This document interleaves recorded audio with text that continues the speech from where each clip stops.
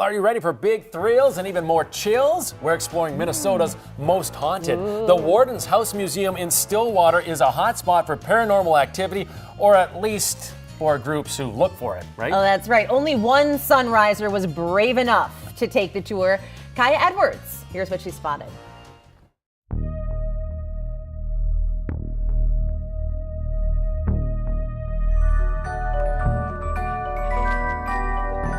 There were 13 different wardens that lived here until 1914, when the prison and the warden moved down to Bayport, where it still is today. But over those 61 years of history, a lot of history has taken place in this house. And some people think that history is still repeating itself. I demand you to say my name, Adam. Now.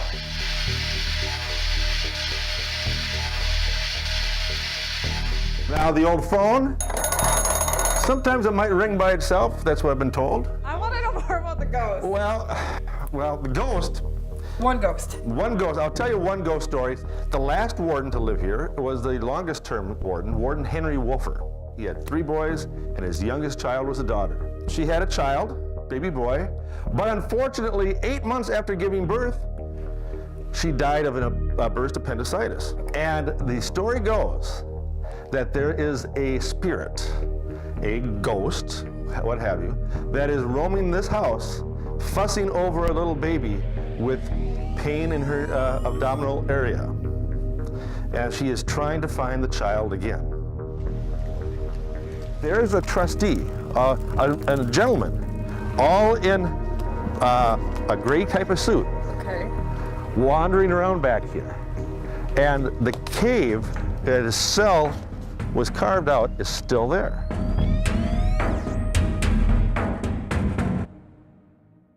Ooh, don't think I'll be going in there. Spooky. Stillwater's full of creepy little spots. Yeah. It's one of the oldest places in the state of Minnesota. So next up, you guys, on Minnesota's Most Haunted, we actually asked our viewers, our sunrisers, where we should go. What is the most haunted place? And you're going to have to tune in tomorrow to find out what that place was.